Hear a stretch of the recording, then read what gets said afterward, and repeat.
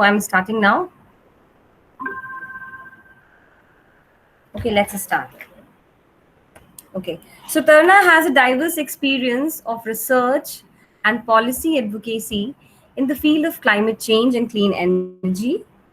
She has worked on market mechanisms on climate change and clean energy, exploring low carbon interventions in various policies and schemes, implementation of various off grid low carbon projects.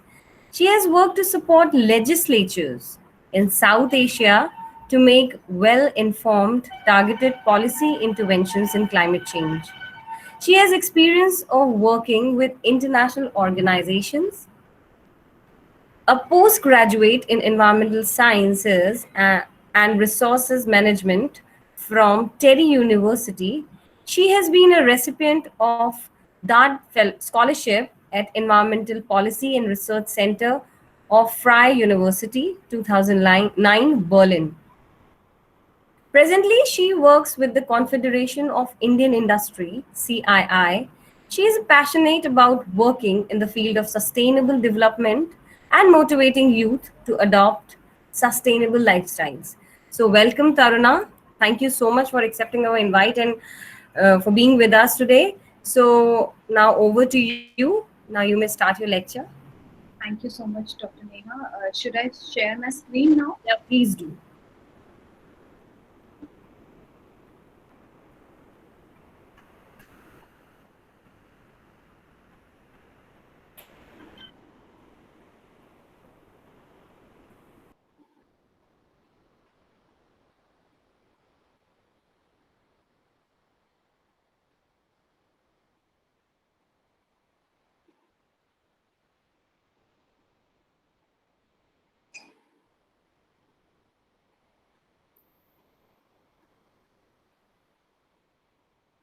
Is my screen Yeah, yeah, audible? yeah. Your screen is visible. Am I audible? And is my Yes, yes, screen you are audible. and is it a full screen in the full screen mode? No, it's not on full screen mode right now. Is it now? Yeah, right. Okay. Thank you. We can start now. Thank you so much, Dr. Neha, for the introduction, and thank you everyone for inviting me here to speak about the alternative sources of energy. So I would like to give like brief background that I've been working in the energy sector for quite a long time now.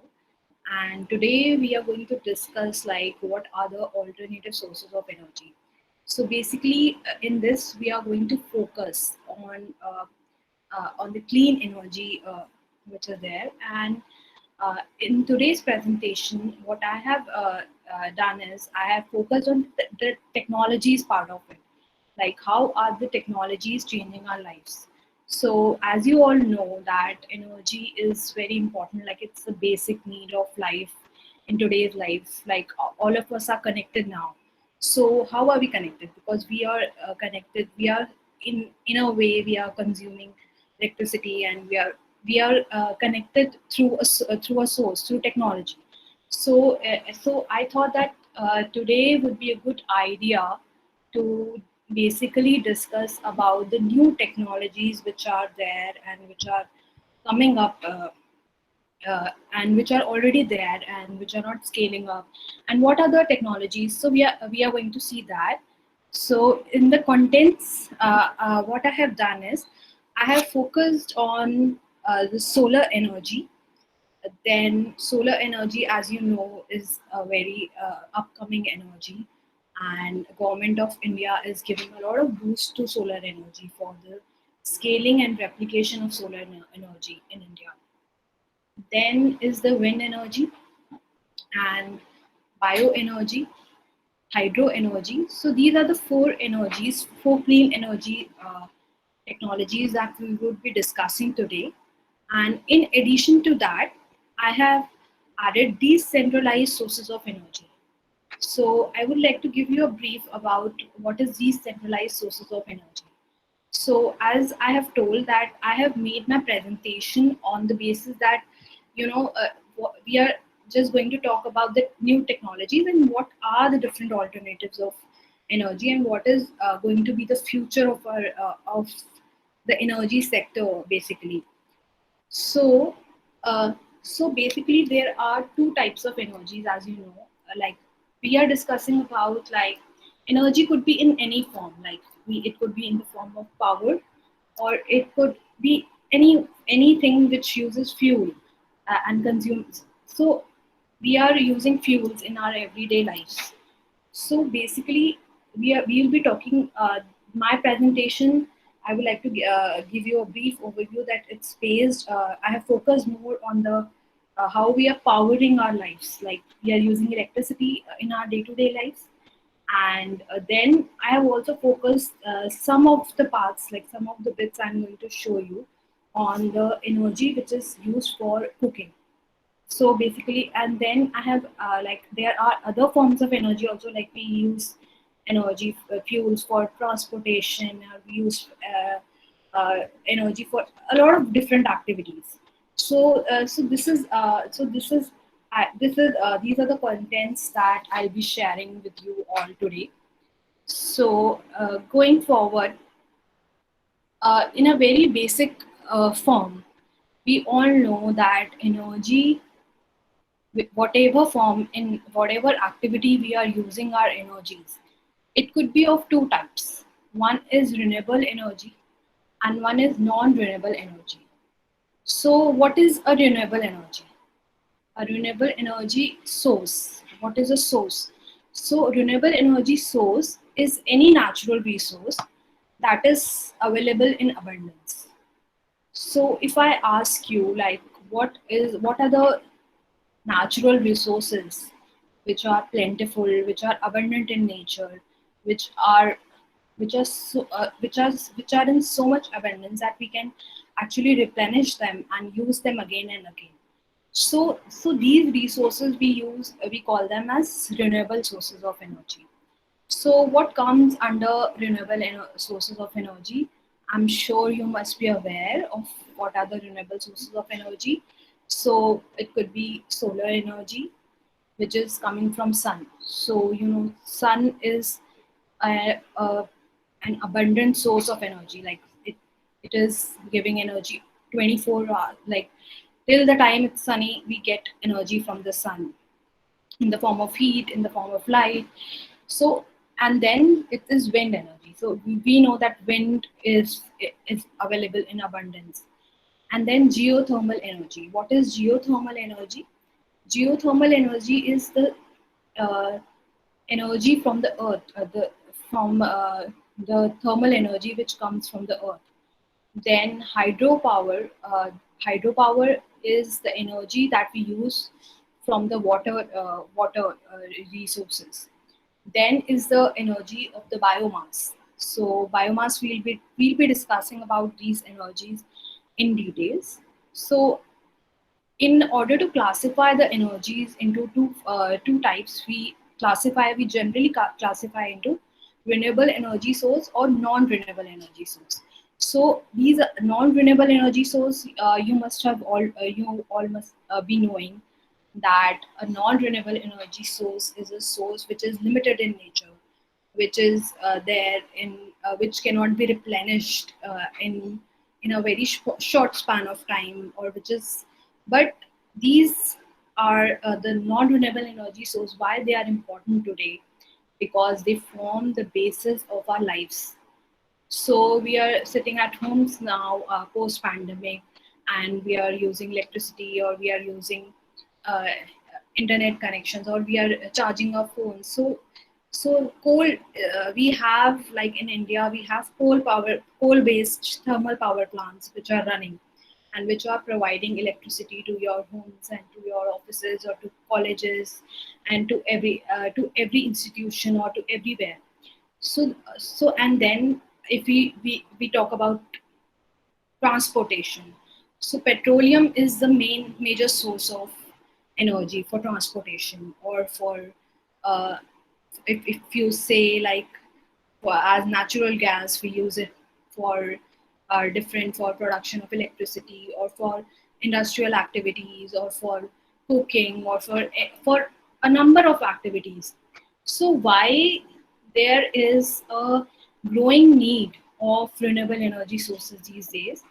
The the main The main basis of that is because we are running out of fossils.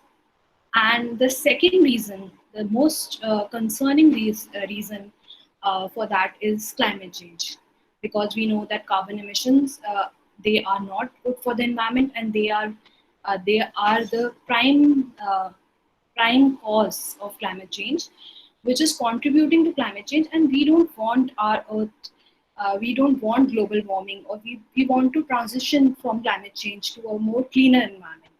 So we have started exploring renewable energy sources since a very long time.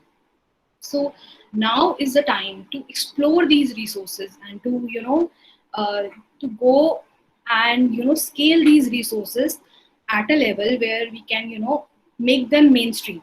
So suppose you say that in electricity sector, we have coal as a major resource. We are using coal. We are using thermal power plants, which are using coal as a fuel.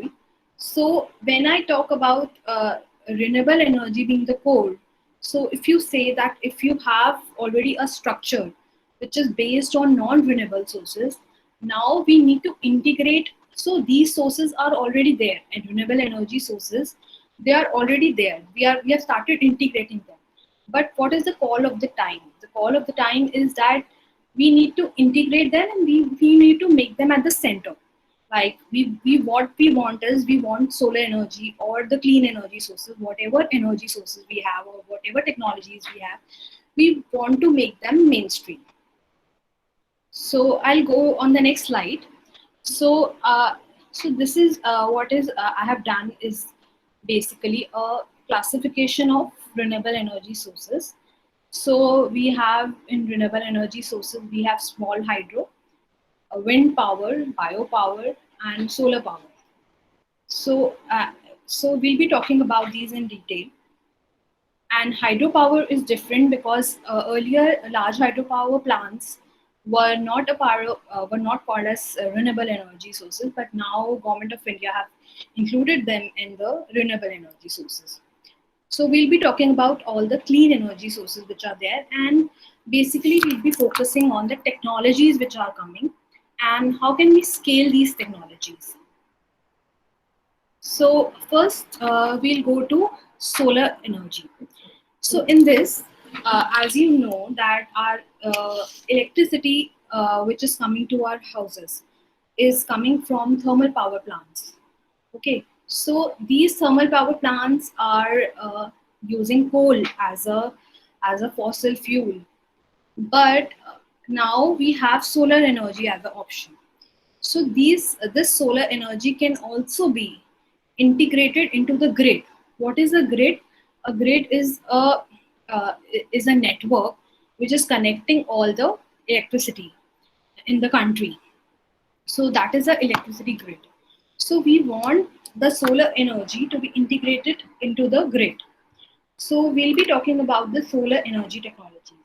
So so how so what I have done is, I have divided these renewable energy technologies into two parts. Like there is a classification that renewable energy technologies can be grid connected, which can be connected on the grid, which are like, suppose the energy, uh, the power plants which can be connected to the grid are called grid connected. The other portion is off-grid solar energy. Off-grid means which is not connected to the grid. So suppose you say that you want some kind of energy, or you want lighting in some villages, which is not having electricity or electrical line or transmission line. So there also we'll be talking about technologies which are off grid and which are decentralized, which can be applicable to the local areas. And they so we'll be talking about such technologies. And what I've done is, I've also included some of the stories in between. So I'll be showing you some of the stories from some of the companies which are already doing some kind of innovation in technologies. So we'll be looking at how small video clips of these companies, how they are changing the lives in this local areas, and how they are implementing the energy and how they are changing the lives of the people. So first we'll be talking about the solar energy. So, so solar energy was uh, basically the idea of solar energy came at the time of Edison. That that if a solar sun can give us power, can be a source of power, then we'll never have to run out of coal, basically. So, so that is the importance of solar energy we are talking about here. So, and we know that solar energy as a resource is how much important and how much value it holds.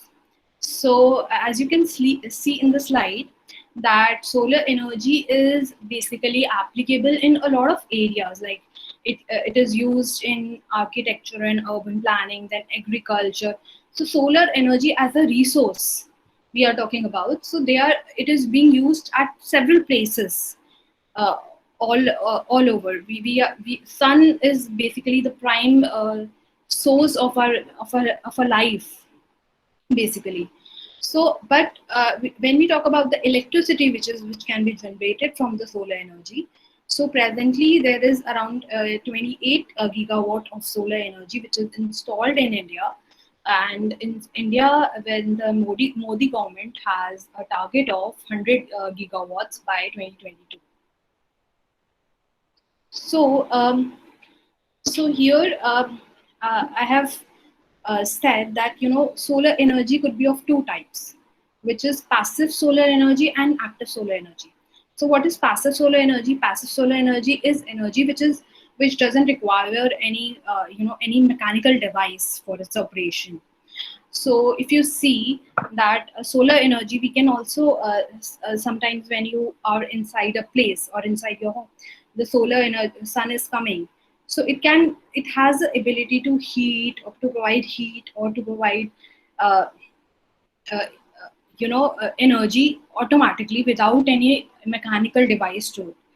But the active solar energy is when we are using some kind of a mechanical device to convert this solar energy into into heat or into electricity or into some other forms of energy.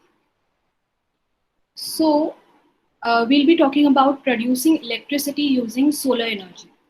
So so basically, so when you talk about how can you produce electricity using solar energy, so as I told you that there are two mechanisms. One is grid connected and the other is off grid. So in grid connected, then again there are two types of technologies which I use. One is thermal solar energy, which is basically using the heat energy to run the turbines and then to generate the electricity. Then one is photovoltaic solar energy. So where we are using the solar PV panels to produce electricity. So as you can see that there are two main criteria. So earlier solar thermal was used basically for water heating and cooking, and solar photovoltaic, which is also known as solar PV, was actually used for electricity production. But solar thermal is also used for electricity generation. So here I have explained what is the basic working principle of solar thermal energy. So what happens in thermal energy is we are concentrating the sunlight onto a device which captures the solar energy, receives the solar energy, collects it and converts it into heat energy. Then the heat energy, suppose the sun rays are falling, and if I have a device, suppose a mirror is there, so mirror panels can actually collect the sun's energy and the heat energy of the sun, and they can be used to run turbines by converting water into steam and then produce electricity. So this is the basic principle of solar thermal energy. So I'll be talking about the types of solar thermal energy. So there are different types. Here one question comes is why am I showing different types of thermal energy? Because as you know that the sun's position, keeps on changing. Uh, and if you have some system which is there, you need to have the solar radiation which is coming on the top of of that system, which can accumulate that solar energy and then store it or convert it into some kind of heat energy which can be used to produce electricity. So what happens is when the sun's direction is changing, so we need to install some kind of systems or some kind of design elements which actually maximizes the power to collect the solar energy. So if you can see in the slides, these are parabolic dishes which are involved. So these are basically used. This is one type of solar thermal energy. Then if in the next slide, you can see that this is solar power tower systems. So if you can see what is happening at the below, there are so many panels which are installed. So what these panels are doing, these panels, the sun rays are falling on these panels and they are being reflected on this tower which is present, and this is then being stored in the tower.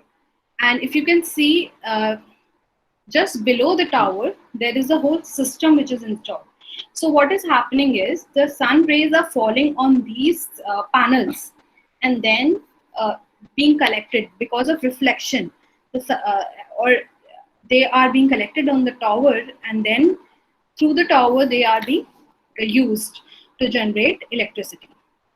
So, and the other system is solar dish engine, solar dish or engine system. So what in this what we do is we install solar dishes, and then what these dishes do is they change their direction according to the direction of the sun. So what happens is when the sun's energy is falling onto these dishes, they are actually in line or in sync with sun's energy, so they are able to capture maximum amount of energy from the sun and then convert it into electricity. So, and this is another solar thermal power plant, which is a kind of a reflector where the panels are again collecting the energy, and through reflection, this is being actually accumulated in this linear panel and then converted into electricity. So, what are the advantages of solar thermal energy? So, as we know that there is no fuel involved. We're just installing the systems. There is no fuel involved. It is predictable because we have in India or in many countries we have, like in India we have almost 300 sunny days, and there's no pollution which is being generated, and this kind of energy is able to support the existing industrial base. So suppose there are some industries which need the energy, these kind of plants can help in augmenting the solar uh, systems which are there, the energy requirements of the industries which are required in industries. So these kind of systems can actually help. So, what are the disadvantages of solar thermal? So, one of the disadvantages that solar thermal energy is very is cost. It's not cost effective. It's like highly costly kind of technologies which are there.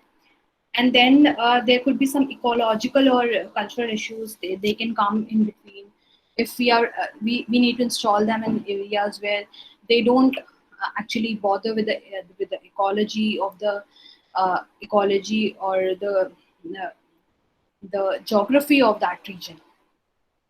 So if I come, so now we talked about solar thermal energy. Now we'll come to solar panels. So we are going to talk about solar PV. So solar PV is also called photovoltaic panels. So photo means, uh, photo means light, voltaic means electricity. So PV panels. So what is it made up of? So PV panels are actually made up of silicon. Okay, and how this silicon is basically um, converted into thin layers and converted into solar PV panels. So when the sunlight hits the PV panels, the silicon has electrons which keeps on moving, and then it is used to create energy. So this is how it works. So basically, when the solar sunlight is actually falling on the solar PV panel, the electrons are there is the sunlight of the energy is able to change the the electron flow of the raw material which is used in the solar PV panels, and then that is able to generate the current, which is then you can see is able to give you electricity. So, what is the concept of solar photovoltaic power plant? So, if I say that energy from the sun is falling on these solar PV panels, as you can see in the slide, so then it is converted into electricity. So, as I told you that it is going to the grid. So, so in this diagram, you can see that electrical transmission systems. So, the electricity is going through the grid and then going to the consumer. So, so this is basically about grid connected solar photovoltaic power plant. So so solar photovoltaic power plants could be of two types. Like they can be installed on the ground or they can be installed on the rooftops. So what is a rooftop solar? So rooftop solar is a photovoltaic power station where we are installing these solar PV panels on the rooftop of rooftops.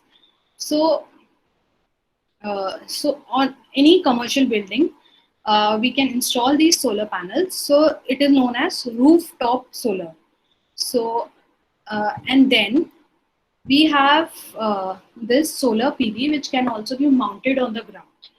So, but when we need to connect these, basically we need to connect these solar PVs to electricity lines or electricity grid lines, or you can say the grid of the country.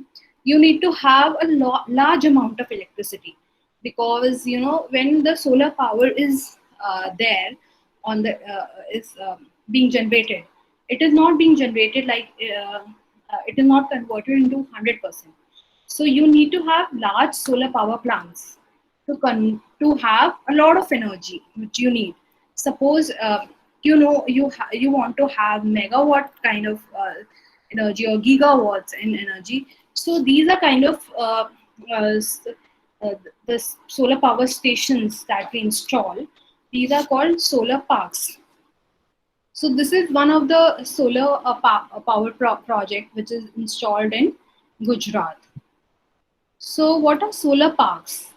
So when you need to have when you are when you want to apply a lot of energy, like you want to generate a lot of energy and feed it into the grid, so that you can the electricity which is generated is fed into the grid and is reached to the customer. So now what we are targeting is like because of the push for solars, we are having solar parks. So, an earlier government of India had a target of 20 gigawatts of solar power parks, which would be installed throughout India. Then it was increased to 40 gigawatts of solar parks, which would be installed. So, I would like to show you that this is one of the solar parks which is installed in Badla in Rajasthan, which is near Jodhpur. So this is the kind of structures or solar PV panels that you install in the solar parks. And this is another example of Karnataka in which a solar park is installed. And so before coming to the solar energy, so this is basically I have covered like how the solar energy is converted to the grid. So now basically I would like to show you one video on one of the largest solar park which is being installed in India. So just give me 1 minute. I'll just switch on that video. And then I'll also like to, before switching to the other topic of wind energy, I'll also like to show you some videos on the decentralized solar energy. Like we have now, so I'll just go through the things that we have talked about till now. So what we have talked about the solar energy is that we have talked about solar thermal energy and solar PV, which are being fed into the grid of this grid system. And now we have also talked about the uh, solar panels, solar thermals, and then solar rooftop, and then solar parks. So I'll be showing you a small video on the solar parks, which is in Hindi, and then I'll also show you. We'll also talk about through videos what are the decentralized or off-grid solar solutions which are there, meaning that they are not connected to the grid. These are also the small technologies which are there, and these are the changing the lives and how these are actually providing energy to different uh, areas which are remote in nature. So just give me 1 minute. I'll just stop sharing this presentation, and I'll uh, uh, basically show you the video.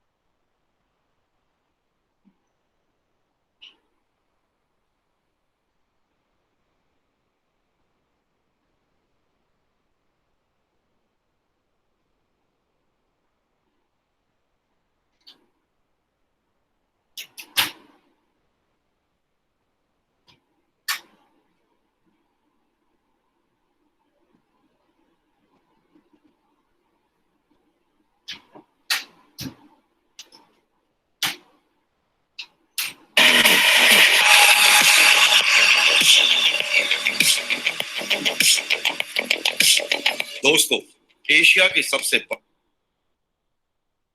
So I hope my video is visible to everyone. Yes, yes, it's visible and audible, perfectly audible. बड़े solar plant का उद्घाटन हाल ही में प्रधानमंत्री श्री नरेंद्र मोदी ने किया।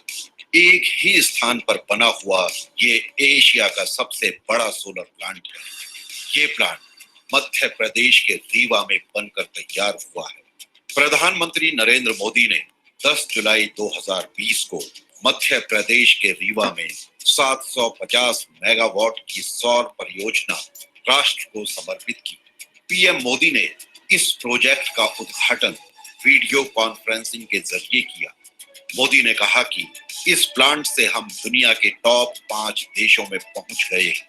ये 21वीं सदी का सबसे अहम कदम है। यहाँ बनने वाली बिजली में से 24% दिल्ली मेट्रो को, जबकि शेष 76% बिजली मध्य प्रदेश के राज्य बिजली वितरण कंपनियों को दी जाएगी।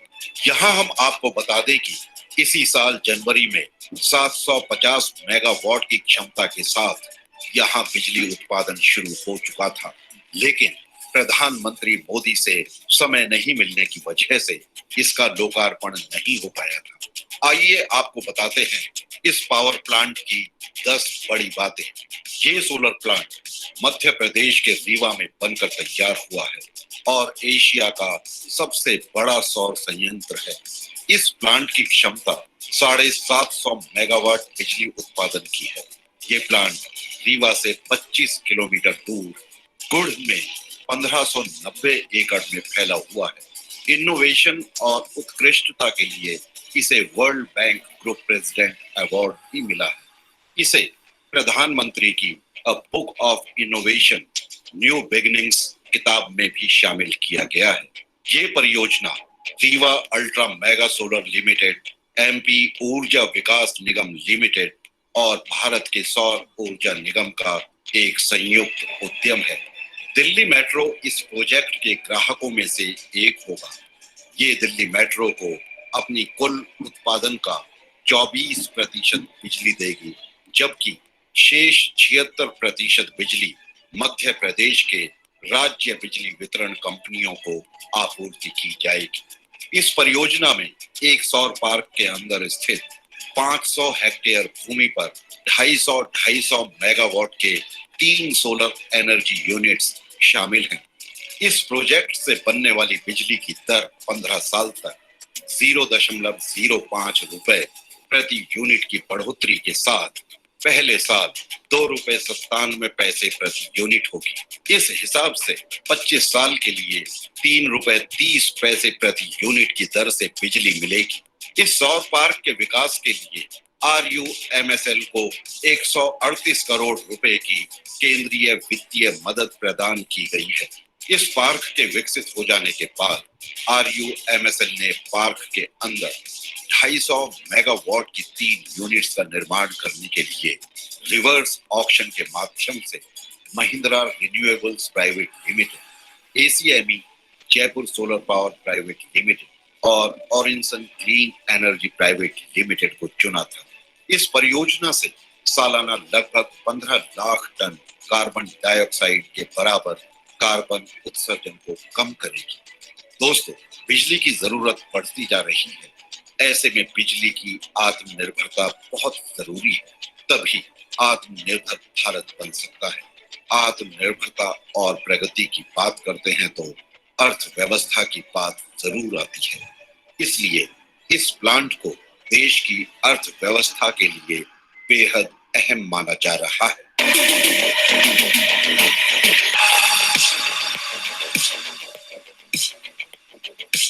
अब इस वीडियो को यहीं समाप्त करते हैं। मिलते हैं अगले वीडियो में किसी नए विषय के साथ। धन्यवाद।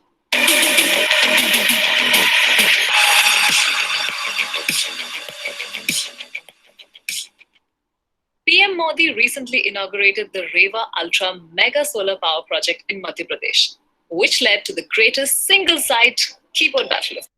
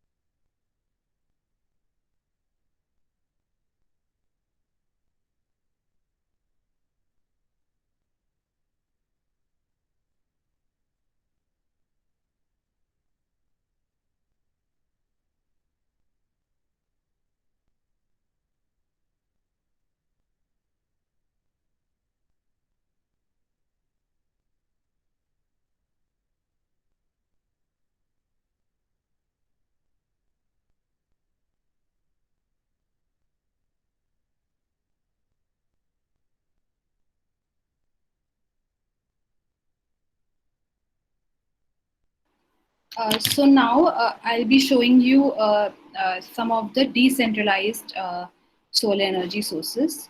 So let me share the screen now.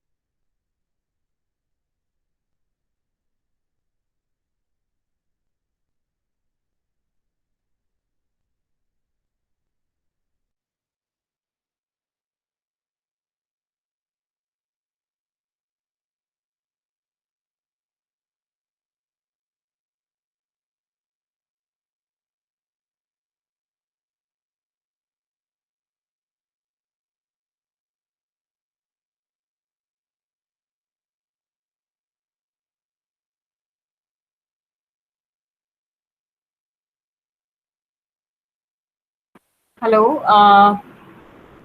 Taruna, kindly unmute your mic. Your mic is muted. Let me do the honor.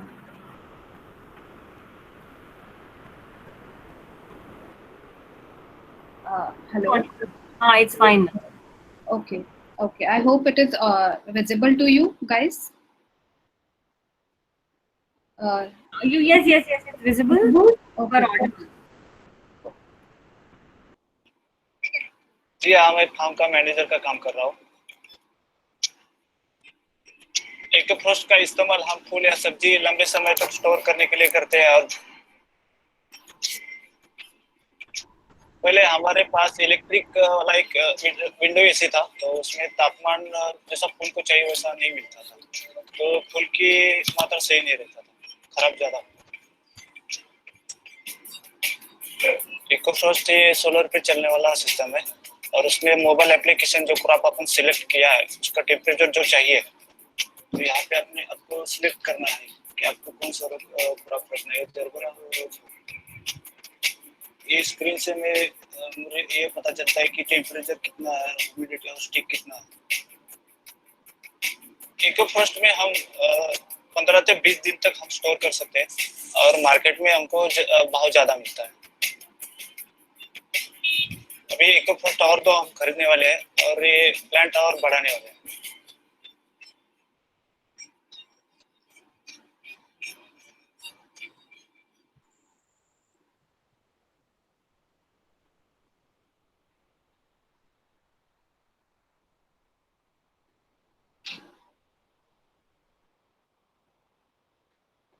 So I'm going to show you this. What you have seen is basically uh, how this EcoFrost team, they are basically helping to preserve flowers using solar energy.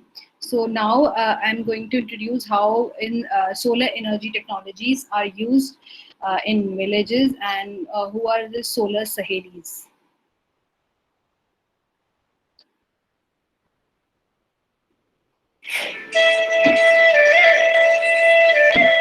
मेरा नाम है हंसा चौधरी और मैं गांव इसरावाल से राजस्थान उतर। मैं आज प्रिंटेड मार्केट की सोलर सेल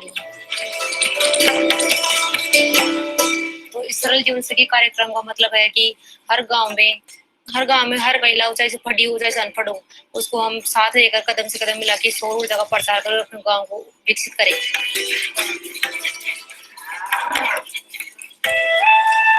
प्रिंटेड मार्केट के पहले मेरे कैलाश जी के पास में एक टीम आई थी, तो हमने बता दिया भाई नुकसान तो चिमनी से तो सांस लेने में तकलीफ होती है, आंखें की रोशनी चली जाती है, अगर बच्चा कहीं फट रहा है, कोई पास में लैंप को चिमनी रखे तो हाथ पैर से गिर भी जा सकती थी, वो तो आग लग जाती। उन्होंने बताया इस रक्षा के बारे में बताया, और पूरी औरतें और के खुश हो गए कि हमारे जीवन में कुछ करने के लिए आए तो है कोई टीम, तो हम उसको खरीद लिए फिर, और मैं भी उसमें जुड़ गई। मेरे प्रोडक्ट्स में ऐसे बेचती हूँ, तो मीटिंगों में ज्यादातर 10 से 20 औरतें इकट्ठी होती थी। हाँ, तो ये रक्षक है और ये देखो, तो इसमें लेने के लिए 950 रुपए की जरूरत पड़ती। कहीं अगर अब अंधेरे में चले जाए, अगर मान लो खेत में जाते हैं, कोई शौचालय में चला जाए, कहीं पर भी मान लो रात को एनी टाइम, तो इसको काम ले सकते हैं। अगर किसी ग्राहक का वो रक्षा खराब हो जाती है, तो उसका फ्यूज खराब हो जाता है ना, तो मैं लेती हूँ उसके पास से, और आधे घंटे या 1 घंटे के अंदर वापस शाम को रिटर्न कर देती हूँ। मैं खुश हूँ और मेरी जिंदगी पढ़ाई से जुड़ी हुई है, तो मेरी पढ़ाई का खर्चा भी निकाल लेती हूँ, और उसमें लोगों को जागरूक करने का मौका मिल रहा है।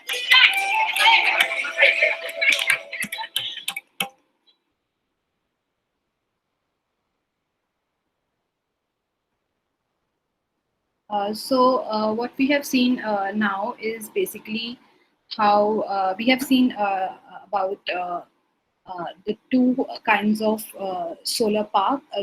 One, we have seen about the solar park which is there, and then we have also seen two kinds of decentralized solar options which are in the form of solar cooling, how solar energy is used in cooling and how in preserving the flowers, and also also basically in solar lighting and in villages, how solar is being used.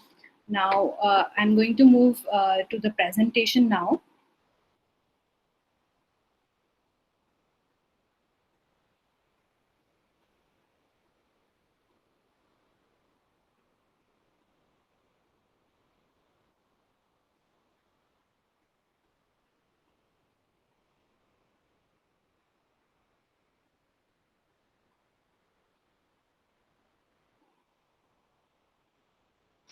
So basically, we discussed about uh, about uh, about solar energy.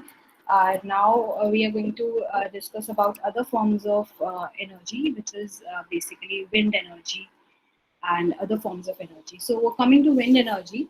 So you know that wind energy is there are some geographies in India which are abundant in wind, and also there is a lot of potential in India to generate wind energy, and there is also a push from the government of India for the wind energy. So presently the installed capacity is 37 gigawatt, and India has a target of 60 gigawatt by 2022, and India is fourth largest in wind capacity. And what are the advantages of wind energy? That wind energy has a little environment impacts, and wind farms can also be used for other profitable activities. And what are the disadvantages? That so the basically the disadvantage is that that wind energy is unreliable. So suppose the wind is not there, so how do you ensure that it is producing is converted into another forms of energy and is then converted to electricity and fed into the grid? So for grid integration of wind energy, this is basically one of the challenge which is there if you want to integrate the wind energy, because it is uncertain and unreliable. And the secondly, as you know, that renewable energy sources has less output compared to conventional power plants. So these are some of the disadvantages. But now to integrate the wind energy into the systems, we are basically trying to forecast wind energy and to integrate in such a manner that electricity generated from the wind can also be utilized into the grid and can work along with the conventional power plants. So if you look at the picture of the states, so you know that wind energy would only be installed in areas where in the states where the wind as a resource is higher. So for example, Tamil Nadu or Gujarat has a lot of wind energy installed. Then there are states like Maharashtra, Karnataka, Rajasthan, Madhya Pradesh. So depending on the resource, wind as a resource, we are trying to install wind energy and increase our capacity. As of March 2020, we have 38 gigawatts of wind installed in India, and we have a very ambitious target of increasing this wind energy and making it mainstream, and basically increasing our reliance on wind energy. So wind turbines are this is what wind turbines look like. And a wind farm is basically a farm where wind energy is produced. So the wind turbines could be of various sizes. So basically there are large wind turbines, there are small wind turbines. So these wind turbines are basically classified basis on the basis of their the power output that they give. So this was a small talk about wind energy. Now we come to another energy, which is bioenergy. So what is bioenergy? So if we talk about this energy, which is bioenergy, so bioenergy is basically a renewable energy, which is basically derived from biological sources. So it could be of any organic material uh, which has stored sunlight in the form of a chemical energy. So when you have like for example, you have wood, you have rubbish, so there are types of biomass which is there. So the energy of the biomass can be converted into various forms of energy. For example, heat energy, electricity, or liquid fuels. So this is how you convert the biomass into energy. So what are the primary energy technologies for converting the biomass? One is that you directly do the combustion, that you directly convert the biomass into heat or electricity. One is gasification, where with the help of a thermochemical process, you convert it into a form of a gas, which is then used to run a turbine, and then you can use it for production of electricity or production of heat, or the gas can be used as a fuel in some other kind of activities. So, and then there is pyrolysis, which is thermal decomposition in the absence of oxygen. So, if we come to the biomass potential of India, so we have around 18 gigawatt of potential in India, and this biomass is basically very useful because a lot of biomass is there in India, like as a waste. Like if you see wood, we have been using wood traditionally as a lot of fuel, as a fuel resource. Then there is a lot of other kind of biomass. For example, crop residue is there, or and so these kind of biomass which we derive, they are actually they can be easily converted into various forms of energy, and they can also be used for commercial uses to improve the fertility of the soil, or for commercial use of biomass, which I'll be talking about in this section. And what is the environmental advantage of this biomass is basically it is a renewable resource, and when you convert this biomass into different forms of energy, it reduces the amount of greenhouse gases that is being produced. So these are some of the biomass power plants which are installed in various cities or in various states of India. So, and recently there has been a one biomass plant which has been installed in Haryana, which is 1.2 gigawatt of megawatt of biomass plant, which is installed in Haryana, which is a grid connected biomass power plant. So, what is the basic uh, functioning of a biogas power generation? So, whatever organic waste you have, you add it into a anaerobic digester. And what is an anaerobic digester? It is the digester which doesn't have oxygen. So when the digestion takes place, it produces methane, which is a natural gas, and then it is used for power generation or to run the turbines, which can be used then to convert it into electrical power or to heat. So what is biogas? So biogas is basically a clean and efficient fuel. So biogas is basically the chief constituent of biogas is methane. So here again, I have shown in this slide how the organic waste or manure from the this bio mass, which is considered as a biomass, could be fed into the anaerobic digesters, which is then used to produce electricity and heat. And as a side variant, it gives fertilizers, which is then used in soil as a fertilizer. So there is if you look at this picture, you can actually use this biomass as a resource to produce electricity, to produce heat, and to produce fertilizers. So there are two types of biogas plants, which are the fixed dome biogas plants, and these are basically installed underground. So these are fixed dome biogas plant is fixed in the system under the ground, and you can see on your left or on your right, you can see slurry of cattle dung and water is fed into the biogas plant. and then the fermentation takes place and the biogas is released.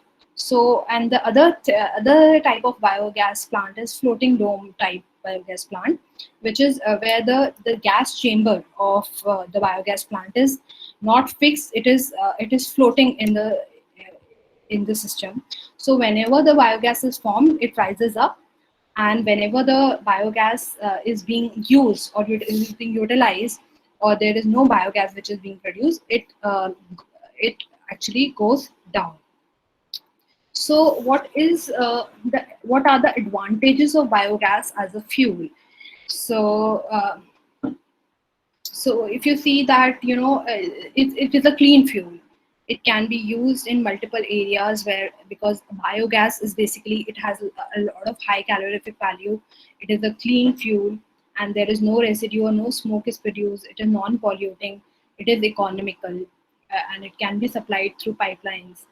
Uh, so um, and these are some of the advantages of biogas as a fuel. And if we talk about the uses, we can use as a domestic fuel, then for street lighting or for generation of electricity, and also we compress it in the form of CNG, which is compressed natural gas, and we use it in our vehicles for transportation. So the bio gas is used in several activities, and it is a renewable source which is there. Yeah. And it is actually helpful, because when you convert this biomass into biogas, this biogas is being used in several places and for several activities. So, and if you can see, this is basically a biogas based as a fuel. The bus and train in Sweden. And what are the advantages of biogas plants? So these biogas plants are basically helping to convert this. They are not only generating the biogas, but they are also producing the fertilizer, or they are also controlling the water pollution by decomposing the sewage which is generated, or animal dung and human excreta which is there. So it is not only converting the waste into something useful, but it is also producing not more than one kind of resource which you can use in several forms.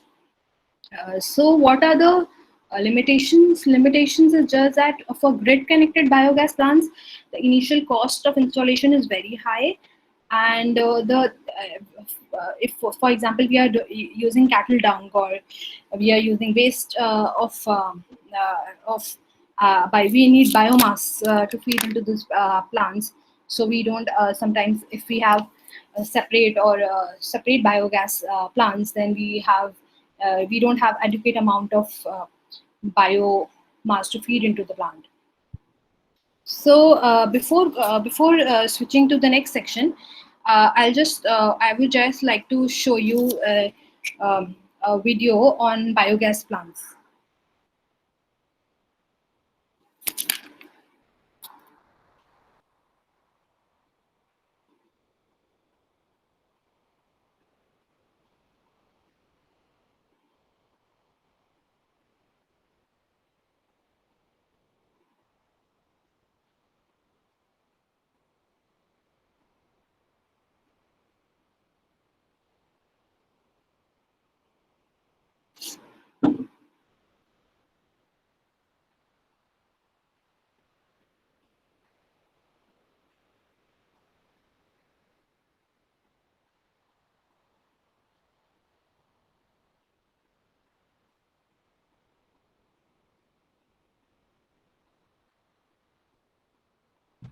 Kerala, one of India's most popular holiday destinations. In a bid to attract more foreign visitors, officials are striving to create a cleaner environment. And with the support of a local businessman, many of its residents are helping by turning their household waste into sustainable energy. In Kerala's capital, Trivandrum, a company called Biotech is equipping homes and businesses with the means to produce their own sustainable energy from waste. Traditionally in India, food waste is dropped on the ground, where it is eaten by birds and animals. But in the cities, this is becoming less acceptable. Not only does it cause smells, the rotting debris also attracts rats. Biotech owner Sajid Das is trying to solve this problem and save homeowners money by reducing their fuel bills. Our main program is by implementation, research and development of biogas program. At the same time, the main headache is waste disposal. Everybody is looking for a better remedy. This was one problem that was bothering us when we came here. How would we dispose of our waste? And when we got this, in fact, it came as a blessing. Very, very convenient way of disposing our waste without any headache. Liquid petroleum gas, or LPG, is the most common source of cooking fuel and costs about 100 rupees, or £1 a week. But by installing a biogas tank in their home, residents like Sahadavan can save money and help clean up the environment. No smell, no mess. We are very, very happy with it, and we just hope that more people would go about installing this, because it not only keeps the environment clean, it gives us gas as well as fertilizer. There are two domestic versions, one permanent, the other portable, both based on the same simple technology. Ordinary kitchen food waste is fed into a tank where tiny microbes break it down to produce methane gas. From this food waste, I get very nice gas within very fast also production, and this gas can be used for 5 hours. This gas is then fed back into the householder's kitchen. Clean, without any smell, and it's completely burnt. No much carbon, no smoke. Very beautiful system. I like it. Inventive homeowners like Mr. and Mrs. Potti collect extra food waste from restaurants to make their free gas supply go even further. I collect from the shop. I get some fruit waste or vegetable waste. I feed in them, and by morning I get full, almost half of the drum, and it lasts for 4 hours. Biotech employs 40 full-time workers to produce the parts locally. It hires technicians to install the plants, which cost around 10,000 rupees or £110. So far, the company has installed more than 12,000 domestic plants and is expanding its operation to build larger industrial tanks for institutions, which can then be adapted to run off both kitchen and human waste.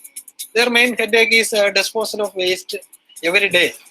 The collection, transportation of waste is the main headache. This system is a better remedy, especially the developing and undeveloped countries. The most exciting new development for biotech is how it's scaling up the potential of the technology to manage waste on a much larger scale. The biogas produced can be used to run a small generator to generate electricity as well as for cooking. At Sri Karyan Market, the waste from its fish stalls helps produce enough energy to run 20 electric lights for 6 hours. Imagine the impact on cleanliness and health if other markets managed their waste in this way and also benefited from the electricity. The markets and slaughterhouses are generating a lot of waste. In this type of system, the technology is very simple. To a great extent, the waste problem in this market is controlled with the help of this plant. Sajid Das understands the potential of biogas and is keen to spread the word. My main dream is that for the installation of domestic or decentralized waste treatment system in each and every houses, each and every institutions, each and every slaughterhouse and markets. Every house can be converted into a powerhouse, a small powerhouse. That is my dream.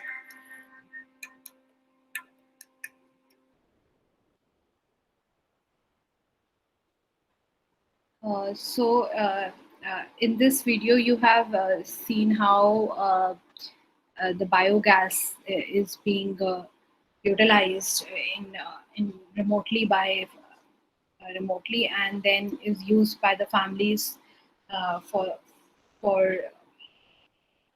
the production for using as a cooking fuel. So I would like to show you one more video if we have time.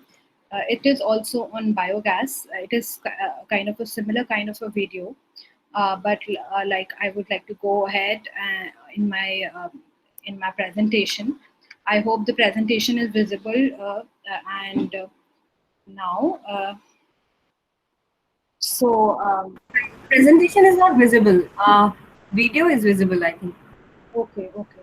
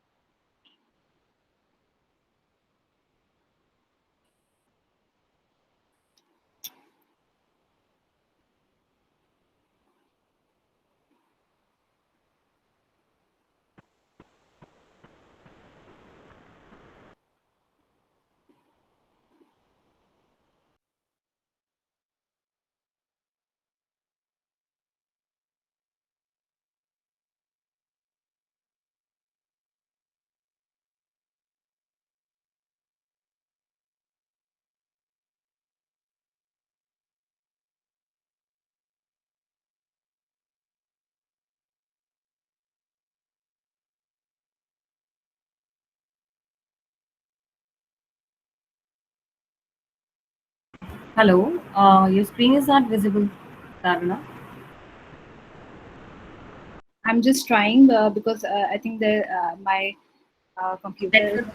Network, technical problem. I'm just trying. Just give me a minute. I'll just uh, pass my presentation and then start again.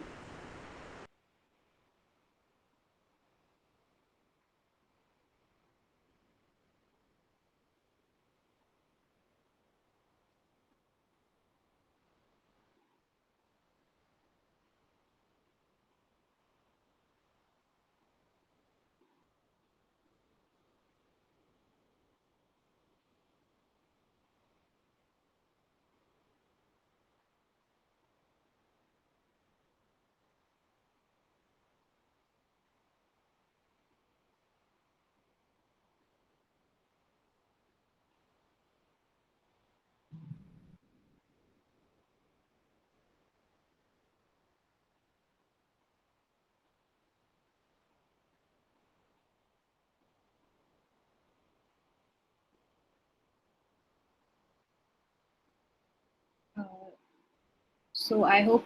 Is it visible? Yes, it's visible. Okay. So, so as we have seen about the biogas energy, about how biogas is being used, utilized as a fuel, as a cooking fuel, and is also being used to convert this fuel into different kinds of fuels, for example, in fertilizers or uh, also utilizing the waste which is generated and then used for cooking in households. And this is basically a very important resource to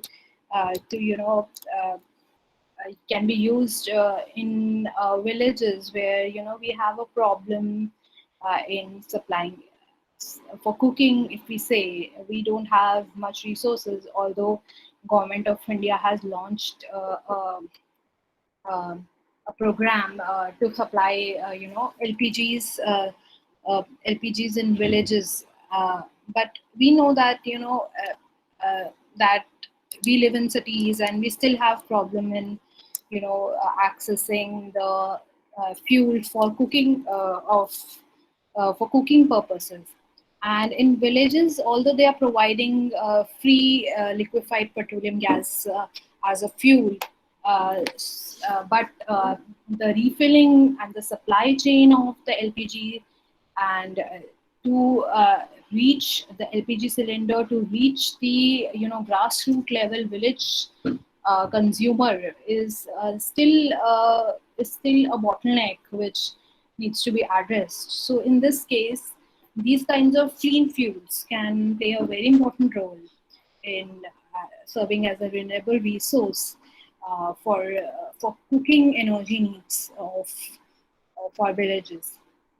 So we discussed about bioenergy, and in the bioenergy section only, I talked about biogas and various applications, how it is used as domestic fuel for street lighting, for generation of electricity, and as decentralized, as off-grid, how biogas is used, and it can be placed. And it can be used for transportation as well. It can be used in villages. So now we are going to talk about another type of biomass, uh, which is there, which is uh, uh, which is present in, which is uh, abundant in nature, and it is renewable, and it is a natural resource. And what is it? I'm talking about the crop residue, because the crops we grow, like for example rice and wheat, what we have a lot of residue, as you can see in the slide. You have a lot of residue when your crops are sown, and all of you know that a lot of problem of air pollution is because of the stubble burning, which is burnt in the northwestern states of Punjab and Haryana. And this is becoming a major challenge for addressing air pollution, because every winters we have those hazy skies and dark skies, and where we are not able to breathe. And still the problem is not limited only to winters, but in summers also. As you can see, the gift that the side effect of this pandemic is that we are actually experiencing, when we are at our homes, we are experiencing for the first time in our lives in Delhi, we are experiencing clean skies. And in various cities of India, the air quality levels, you must have heard, the air quality levels have improved significantly. They are in the satisfactory levels, and they are of very good quality, and we are able to fill our lungs with a lot of clean air. So before we entered into this pandemic, so crop residue burning was a major issue in India, and this issue was basically a challenge, because the rice and the wheat which we grow in the farms, and the residue which is there, we are not able to manage that residue.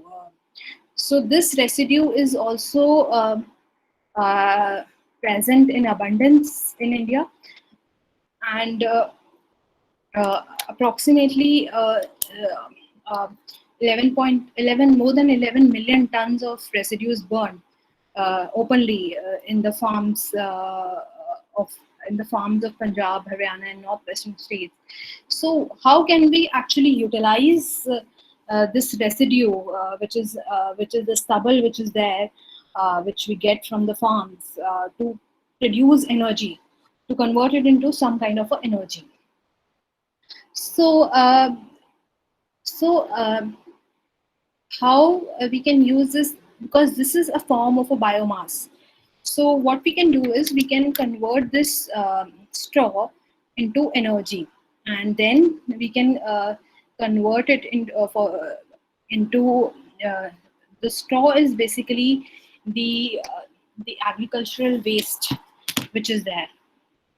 So how we can use this residue is basically we can make pellets out of it. What are the pellets? They are like, if we heat them, the pellets are produced, and they can be used in thermal power plants, which can be used to generate electricity. And if we conduct anaerobic digestion for them, we can get compressed biogas, which we already discussed, which can be used in transport. Or if we do fermentation and hydrolysis, we can then again it can be used for transport purposes. So and then also how we can manage this waste is basically we can churn this waste into very small particles, and when the mulching, it is called mulching. So when this waste is basically uh, absorbed into the system, so there are two kinds of applications which can be applied to these crop residues. So one is that it can be used in situ, like for on the ground where it is produced, meaning on the farm levels where this crop residue is produced. It can be used as a nutrient or as a fertilizer. We can convert them into small. We can actually churn them, and we can convert them into a form of a fertilizer, and we can use it on the farms. So basically what we are doing is we are recycling it, this resource. Then we have another option, which is ex situ solutions, meaning that as you can see in the slide, that what we are doing is we are doing chopping and shredding of this biomass, and we are converting it into bales. And these bales are then transported. Kind of a straw bank is generated, and then we are converting it. We are processing this biomass and actually converting it uh, uh, into some into different kinds of products. So, uh, for example, we can first example that we can use is that this straw banks, we can actually use them in agriculture, as I explained to you, that it can be used as a biofertilizer or into the animal feed for dairy farmers. Then this biomass, there's a new technology which is coming up, that these mass, this kind of biomass, through technologies can also be converted into some kind of bricks, which are more efficient and which are more which provides a lot of cooling into the houses. So they can be converted into boards, panels, construction blocks. And then again, this biomass, as we discussed earlier about biogas methanation. So this kind of technology, then solid fuels we can use. And this, when we convert this biomass into solid fuels, this can be used in thermal power plants as a resource or as a raw material. So so this is about how we can use the crop residues or the biomass which is produced in our fields or in our farms. How we can use, through the use of technologies, we can actually use this residue in actually as a resource, not as a waste. Because right now what we are doing is we are just burning this. Waste, and we are also, as a side effect, we are getting the pollution as a side effect. But if we have technologies, or if we have ex situ solutions where we convert this waste into some kind of a useful resource, then I think the scale up of these kind of technologies would actually help us in going a long way in in supplying to in meeting the requirements of a lot of industries. So this was about bioenergy that we discussed. Uh, Now, I would like to talk about hydro energy. So, hydro energy, as you know, that hydro energy is the energy which is derived from water. So, we have power plants in India, and hydropower plants are classified into two categories. One is large hydropower plants and small hydropower plants. And in small hydropower plants also we have categories. where we have micro hydropower plants and less than pico power plants. And the only issue with the hydropower plants is that, because of the construction of the dam and the financial costs associated with it, there are a lot of challenges in installing and scaling this technology for converting it into electricity. But we have around 4.6 gigawatt of small hydropower plants, and we have some large hydropower plants also in our country. So these are the examples of large hydropower plants and the small hydropower plants. And what are the advantages of hydroelectricity? As you know, it is also a renewable resource. There is no fuel charges, no greenhouse gases. Operation and maintenance of these kinds of plants is very less. It is negligible. Like once the plant is installed, and then it is able to produce electricity or energy, and then there is no fuel transportation which is required, and there are no greenhouse gases which are produced, or these are also used for flood control and irrigation purposes. And then if we talk about the disadvantages, that that the construction of dams, they are associated with a lot of ecological, there's a trade-off for ecological uh, uh, disadvantage which is there, and the initial cost of these plants are high, and for the transmission of electricity to to the grid, long transmission lines are required. So, to sum up this, I would say that to scale this energy, we need a lot of a lot of challenges with respect to the ecology and the financial challenges which are there with respect to the hydroelectric power plants. So this was basically I wanted to discuss about the various sources. I would like to end here, and I have, if we have time, I would like to show you 1 or 2 minute videos on decentralized energy, which I missed out earlier. So if we have time, we can go ahead. Or otherwise, I think I have reached the end of my presentation, and I can show you some of the decentralized options if we have time. Yes, you can show 1 or 2 videos if you want to. Okay, sure. Time we have. Okay.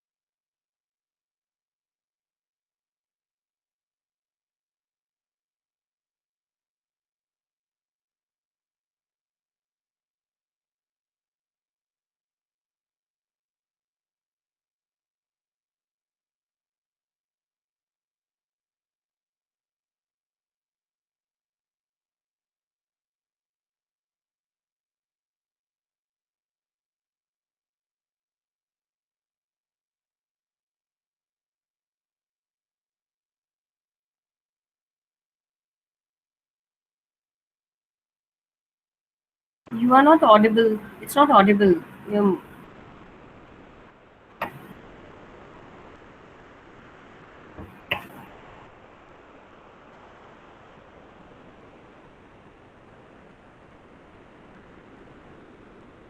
please unmute your mic, Taruna. It's not audible.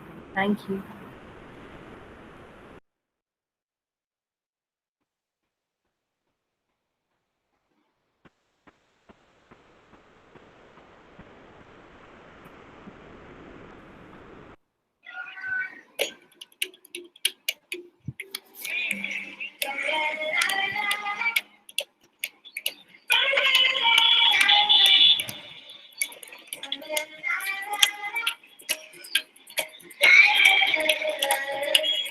मेरा नाम रवि कुमार है, मैं बनारस का रहने वाला हूँ।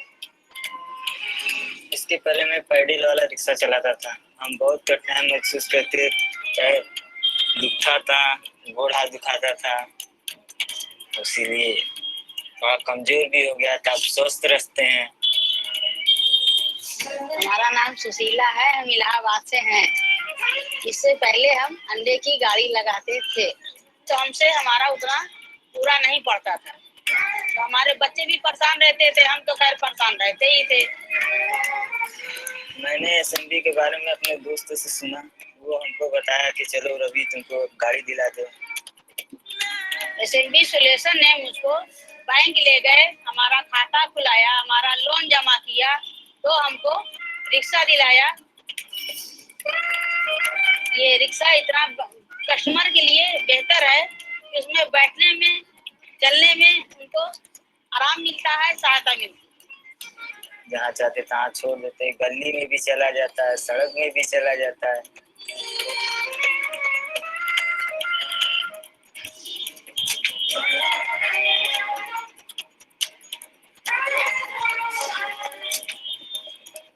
जी, ये rickshaw के लिए हम कई औरतों को सुझाव भी दिए हैं और सिखाए भी हैं और चला भी रही हैं।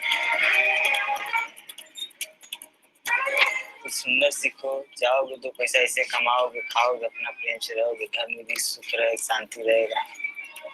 इसीलिए हम अपने दोस्तों से भी कहते हैं कि भाई ई रिक्शा लो। एक रिक्शे से हमने 2 रिक्शे बनाए, मेरे पास 3 रिक्शे हैं।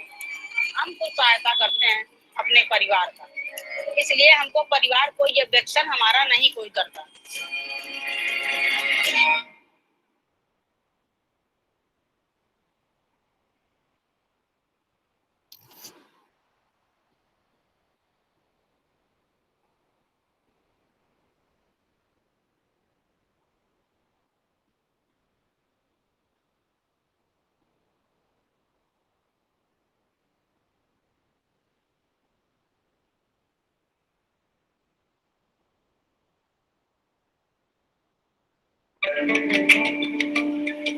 اسمي إيمان غالب هادي الحملي، مديرة محطة مشروع صديقات البيئة للطاقة الشمسية.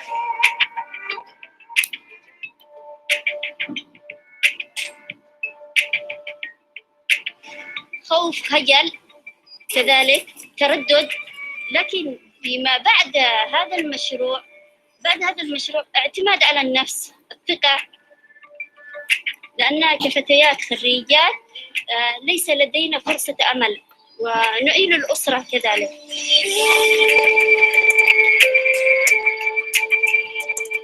هذه الدورة التدريبية لمدة 20 يوم، فيها الدورات التدريبية عملنا دراسات حول المنازل المحتاجة للكهرباء، عملنا دراسة كذلك عن التكاليف المطلوبة للطاقة الشمسية.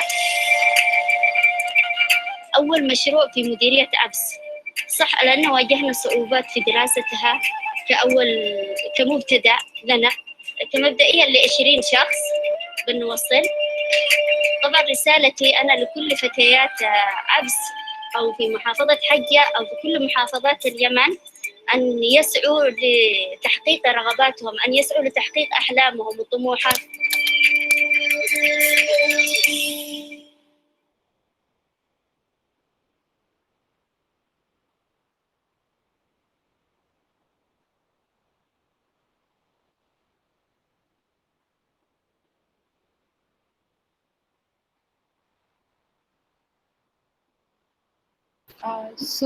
In these videos, what we have seen is how the technologies, the decentralized technologies, are changing the lives of the people.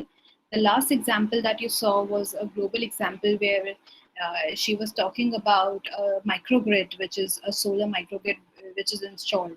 So microgrids are basically they provide electricity to households, to households in a village, and they can actually power the village, the 20 or 30 or some kind of a small amount of households in the villages can be actually powered through microgrids. And also we saw examples of how solar energy is being used for preserving different kinds of material, as we saw the example of solar where used for solar cooling technologies are used. And then we have also seen this example of how solar energy can actually meet the decentralized solar technologies. These small technologies can actually change the lives of the people around. And the application of these technologies, they help in not only building employment, but also uh, actually contributing to the environment and helping people to not only solve their basic energy needs, but also be self-independent, self-sufficient, and meet their basic energy needs for cooking, or for say for lighting, or uh, for powering their small appliances or charging their phones. They can actually be used, and then it can actually be used to change the lives of the people. So this was about my presentation, and I would like to end here. Thank you so much, and I would like to take any questions which you might have. Thank you so much, Taruna, for very such an interesting and informative session. Now we are open for the questions. So if any of you would like to ask any question, so you can type in the chat box. Taruna, you can read the questions they have asked in the chat box. The students are writing the questions. If you want, you can read the questions from here. Tanu Seni is asking some questions. One of the questions is about electricity consumption and in urban cities. So basically, like for example, we are living in Delhi. As I told you about the grid which is connected. So in Delhi, we can actually rely on uh, renewable energy sources like solar rooftop, and we can actually generate our own electricity through this, which would be suitable for urban cities. And um,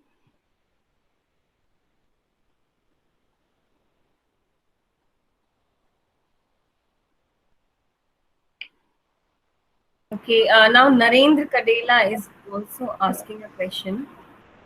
Yeah. Hello, ma'am. Why does sewage treatment plant released gas, CH4 methane, is not used as energy generation? so basically, this methane gas, this natural gas, is actually used is for a lot of for as a resource, as I told you, and this can also be used to convert it into energy generation. For example, it can be used to run turbines and then convert it into electricity. But due to its, like, it has the ignition value is that much, so it is very affordable to use it as in different activities. For example, for transport, for as a cooking fuel, or so in different forms we can use.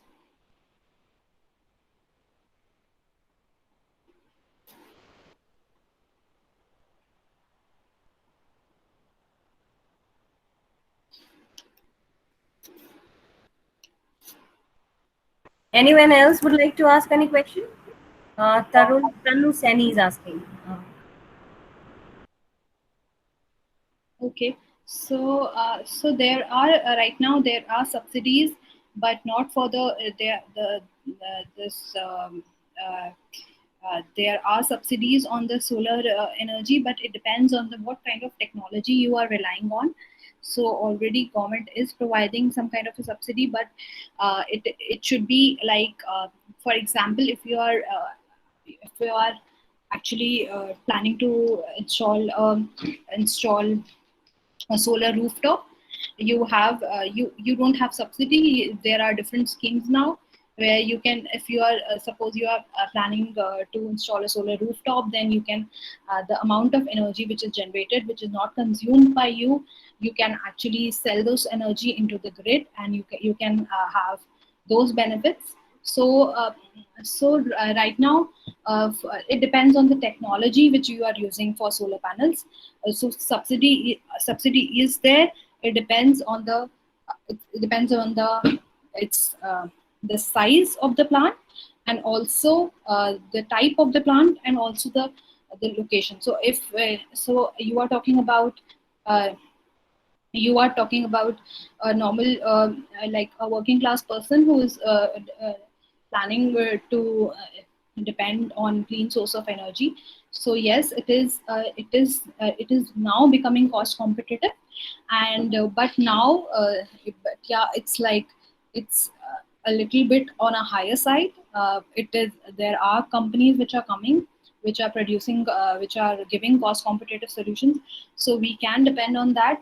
But it also depends on the solar policy of the state, because every state has a different solar policy. So if you go for the net metering scheme, then you can actually take the benefits. But yes, initial investment is there for the if you are planning to install the solar energy.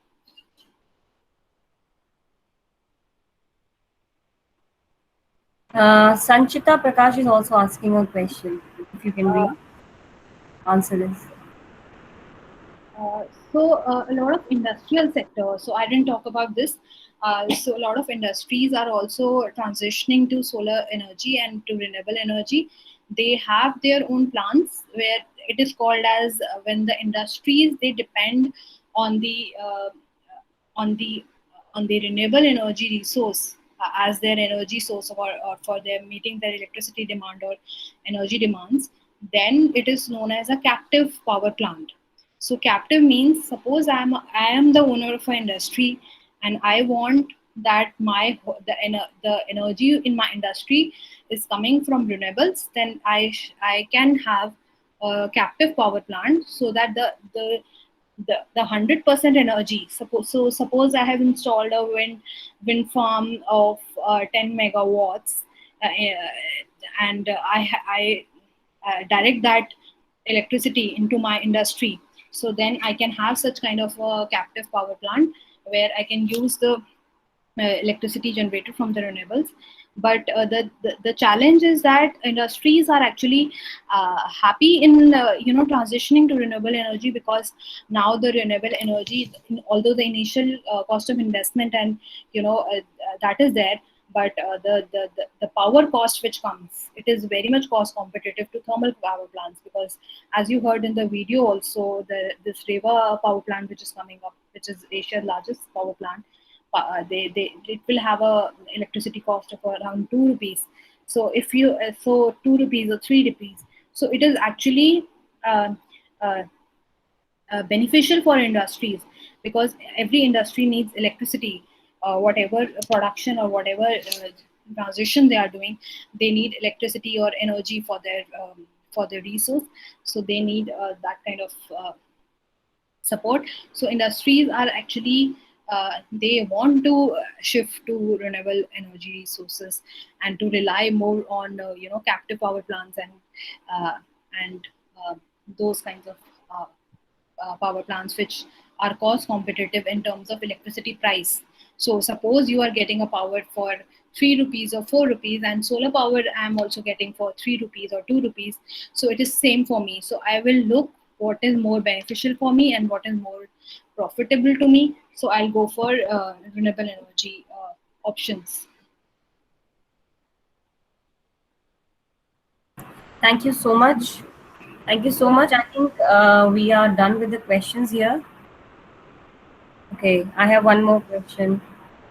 There is one more question, one last question, I think. Sarah, can you read it out from the chat box? Yes, it is about biogas energy with vegetable vendors, and they produce a lot of wet waste. And if we suppose a plant is built for an area, uh, for uh, for an area or a certain market, what is the procedure? and does the government play a role here or some company? So it depends. Like for example, you saw the example in Kerala, the example of a organization called Biotech. So they are basically installing. So here the problem is that government, although is providing subsidy, but it is not mainstream, although you have to do a lot of effort on your own. So although the schemes are there, but there are some bottlenecks in getting approvals, or getting the clearances from the market. So you basically if we have knowledge, and if we have those if we gain what kind, how we can explore such kind of technologies, for example, that company has done. So that is why I showed you that example of a company where they have developed such kind of a system where you become self-sustaining. Because 10,000 rupees for a biogas plant, which is a decentralized power plant, is sometimes also very expensive for that kind of a structure. So it depends what kind of model you want to go. If you want to install a biogas plant in a market area, or if our welfare association would like to fund it, so how it is going to be funded, and then you can take it up with the government. One student wants to ask a question. Rishwa Shekhar. Please type. She will ask you. Ma'am. Thank you for the wonderful lecture. It was really. Can I ask the question on the mic? Yes, sure. Ma'am, at one place you mentioned, that how these people burn the biomass in villages and etc.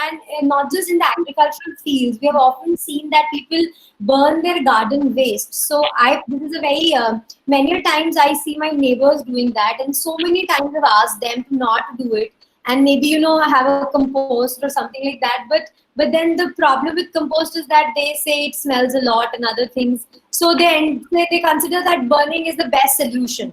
So could you please tell me what I should tell them so that they would listen and not burn it? So when you if you are living in a city and you are going for composting, then it is also it is a task for anyone to go for composting like options, because composting also you need to take care of the system which you create. And the one thing which is mentioning, you are mentioning it correctly, because we know that a lot of agriculture waste is burnt in Punjab and Haryana, but also one cause of air pollution in North Delhi is also the burning of waste in houses. So you can explain to them maybe that how this municipal waste which is being burnt in cities is also a contributor to the air pollution scenario in Delhi. So basically, if you are burning the waste, you are contributing to it, and it is actually we all know that because of the crop residue burning, or because of the transportation, the air pollution is happening in Delhi. But the open burning of waste in cities, or in Delhi, or in metro cities also is a major cause of pollution air pollution basically. So basically you can explain them how they can use it. And right now we are not in Delhi, or so we are not even segregating the waste, or only few people are doing so in wet waste and dry waste. So it's very difficult to you have to give them an answer which links to them, which affects them. I think air pollution is the best basis which you can start with. And otherwise they can also utilize this waste, but in cities we don't have such setups where we have some biogas plants. So they can actually use it for some you have to relate to them. So if you relate to them with respect to air pollution, then I think they would be able to relate to it and not burn it. Thank you, ma'am. There is one more question. If you want, Lipsa is asking.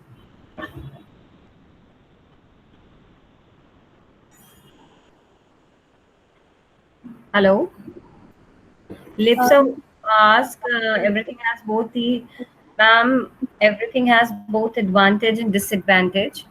What about the wastes that will be generated due to these procedures? For example, the solar panels after they are of no use, and the windmills for wind energy which are of no use now, and I think many more like this can be done. Basically, she is asking about the waste generated from. It's the biggest debate nowadays. Like the solar panels, the waste generated out of solar panels. Like what is to be done, and with the windmills, what can be done to reuse, or like how can we handle it? Uh, so I would like to answer here that the waste which is generated, but if you do a cost benefit analysis, then I think the benefits of this renewable power are much more than if there are any waste which is generated because uh, there then we would have to see the solution for that also.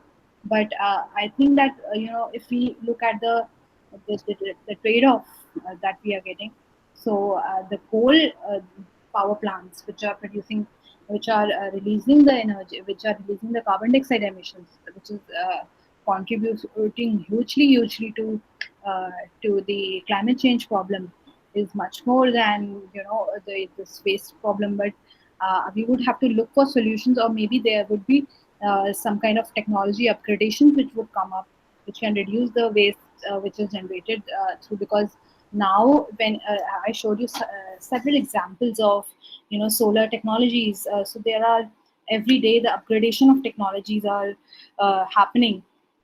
So the innovation in the renewable energy sector is really the key.